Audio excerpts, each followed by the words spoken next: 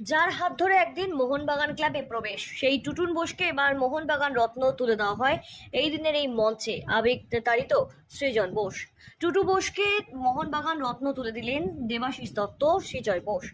ইতিহাসের আরেক নাম, গর্বের আরেক নাম মোহনবাগান দিবস। খালি পায়ে ইংরেজ হারানোর স্পর্ধা থেকে আজকের সময়ের দেশের মধ্যে শ্রেষ্ঠত্ব অর্জন, সবেতেই নাম এই মোহনবাগানের। আজ উজ্জ্বল সবুজ মেরুন পতাকা নেতাজি ইন্ডোর স্টেডিয়াম জুড়ে। মোহনবাগান দিবসের স্বীকৃতি দেওয়া হলো ক্রীড়াক্ষেত্রে সাফল্য থেকে বিভিন্ন মাধ্যমে প্রবাদ প্রতিম ব্যক্তিত্বদের। মোহনবাগান রত্নে ভূষিত করা হয় স্বপন সাধন বোস ওরফে টুটুন বোসকে।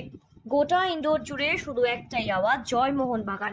সেই মঞ্চ থেকে এদিন টুটু বোসকে মোহনবাগান রত্নে ভূষিত করা হয়। শো স্টপার হিসেবে ছিলেন তিনি। ক্লাবের প্রতি তার অবদানের জন্য মোহনবাগান রত্নে ভূষিত হলেন তিনি। ক্লাব সচিব সৃজন বোস এবং সভাপতি দেবাশিস দত্ত এদিন মোহনবাগান রত্নে ভূষিত করেন তাকে। মঞ্চে তখন চাঁদের হাট হবে নাই বা কেন, তিনি যে সবুজ মেরুনের প্রাণভোমরা টুটু বোস। এদিন উপস্থিত ছিলেন পশ্চিমবঙ্গের পরিবহন মন্ত্রী স্নেহাশিস চক্রবর্তী সহ অভিনেতা প্রসেনজিৎ চট্টোপাধ্যায়, ভারতীয় ক্রিকেটের অধিনায়ক সৌরভ গঙ্গোপাধ্যায়, মন্ত্রী বাবুল সুপ্রিয় সহ মন্ত্রী অরূপ বিশ্বাস এবং বহু বিশিষ্ট ব্যক্তিত্বরা। মোহনবাগান উৎসব ঘিরে এদিন গোটা ইন্ডোরে ছিল সাজো সাজো রব।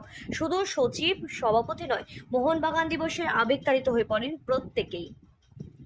ব্যুরো রিপোর্ট, সঠিক বার্তা।